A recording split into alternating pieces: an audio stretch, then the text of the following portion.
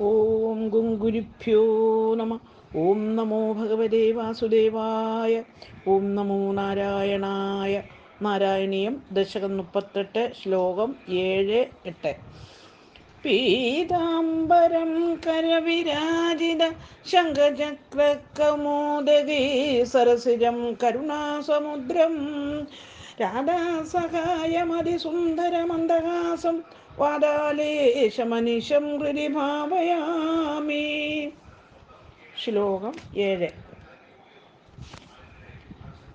മാത്രാച്ച നേത്ര സലിലാസ്തൃതാഗാത്രമല്യാം സ്തോത്രൈ അവിഷ്ടുതഗുണ കരുണാലയാസ്തും പ്രാചീനജന്മയുഗളം പ്രതിബോധ്യതാപ്യാം മാതൃഗിരാദരിതമാനുഷബാലവേഷം. അന്വയം, അർത്ഥം.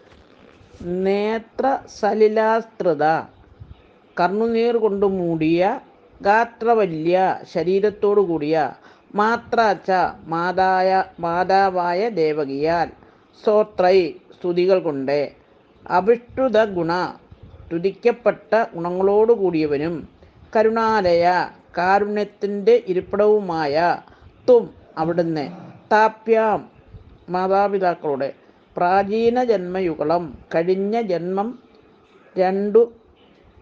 രണ്ടും പ്രതിബോധ്യ, അറിയിച്ചിട്ട്, മാതൃഗിര, അമ്മയുടെ വാക്കിനാൽ, മാനുഷബാലവേഷം, മനുഷ്യ ശിശുവിൻ്റെ രൂപത്തെ, ദരിധ, സ്വീകരിച്ചു. അറിവു. സാരം: ആനന്ദബാഷ്പാകുലനായ ദേവകിയും ഭഗവാന്റെ ഗുണഗണങ്ങൾ പാടി വാഴ്ത്തി. കരുണാമയനായ ഭഗവാനാകട്ടെ അവരോട് തൻ്റെ 2 പൂർവജന്മങ്ങളുടെയും വൃത്താന്തം അറിയിക്കുകയും തന്നെ ഗോകുലത്തിലാക്കി യശോദയുടെ പുത്രിയെ കൊണ്ടുവരണമെന്ന് ഉപദേശിക്കുകയും ചെയ്തിട്ട് ശൈശവഭാവം കൈക്കൊണ്ടു. ഹരിവു. ഓം ഗുരുഭ്യോ നമ. ഓം നമോ ഭഗവതേ വാസുദേവായ. ഓം നമോ നാരായണായ. നാരായണീയം. ശ്ലോകം 8. ത്വത്പ്രേരിതസ്തദനു നന്ദ തനൂജയാത്തേ വ്യത്യാസമാരചയിതും സഹീസൂരസൂനുഃ ത്വാം ഹസ്തയോരധൃതചിത്തവിധാര്യമാര്യൈർ അംബോരുഹസ്ത കളഹംസ കിശോരരമ്യം. അന്വയം, അർത്ഥം.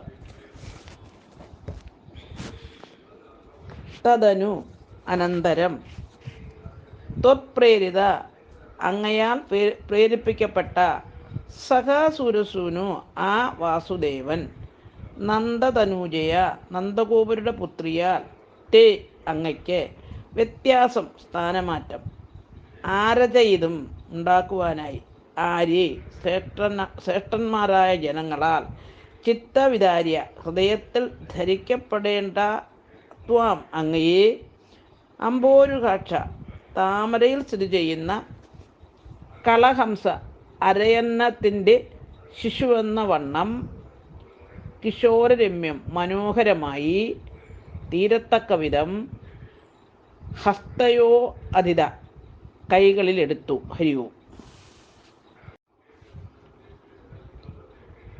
സാരം: ഭഗവാന്റെ പ്രേരണയാൽ വസുദേവൻ മായാദേവിക്കുപകാരമായി ഭഗവാന് സ്ഥാനമാറ്റം ഉണ്ടാകാൻ യോഗീഹൃദയ കമലവാസിയായ ഭഗവാനെ താമരയിലെ അരയന്നം എന്ന വണ്ണം കയ്യിലേന്തി പുറപ്പെട്ടു. ഹരിവു.